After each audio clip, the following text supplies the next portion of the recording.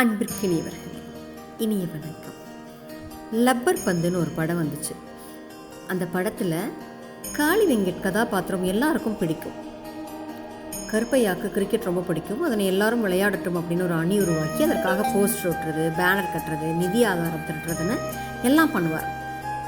அன்பை ஏன் தன்னோட டீமில் வெறுக்கிறாங்க அப்படிங்கிறது கூட புரியாமல் அல்லது எதிர்ப்பு காட்டி இருக்கிற டீமை கொள்ளிக்க வேண்டாம்னு இருப்பார். காத்தாடி சொல்லிய பிறகுதான் இது வேறு பிரச்சனைன்னு அவருக்கு புரியும். உடனே அவனை டீமில் சேர்க்க முயற்சி செஞ்சு தோற்று போய் ஒரு அணியை உருவாக்குவார். அந்த அணி சார்பாக பேட்டிங் இறங்கும்போது கொஞ்சம் கேலியாகவே பார்க்கப்படுவார். ஆனாலும் நேர்த்தியாக விளையாடுவார்.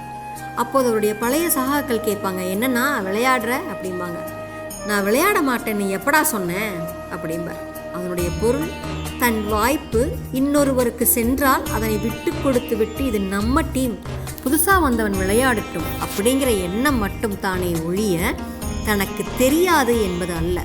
இந்த சமூகத்தில் கருப்பையாக்கள் எப்போதும் ஜோக்கர் தான். அவன் அமைதியாக போக காரணம் நாம் கல்லெறிந்து யாருக்கும் எதுவும் ஆக வேண்டாம் என்ற எண்ணம் மட்டுமே.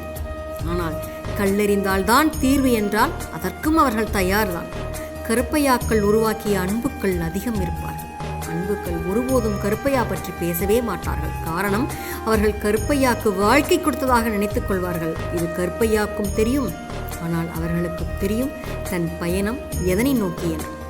எல்லா குழுவிற்கு பின்னாலும் இப்படி ஒரு பெரியவர் இருப்பார். இப்போது கபடி, கிரிக்கெட், ஷெட்டில் என பல அணிகளுக்கு பின்னால் பல கருப்பையாக்கள் இருப்பாங்க. பசங்களுக்கு புரோட்டா வாங்கி கொடுத்தா அவன் வீட்டில் விடலையா, விடு நான் பேசிக்கிறேன், எப்படியாச்சும் வர வைக்கலாம் அப்படின்னு சொல்லுவாங்க. இத்தனைக்கும் அவங்களுக்கும் இதில் ஒரு அம்மாஞ்சல்லியோட பயன் இருக்காது. ஆனால் அதில் அவங்களுக்கு ஒரு திருப்தி. உங்களுடைய வாழ்க்கையிலையும் கருப்பையா யாராவது இருந்திருக்காங்களா?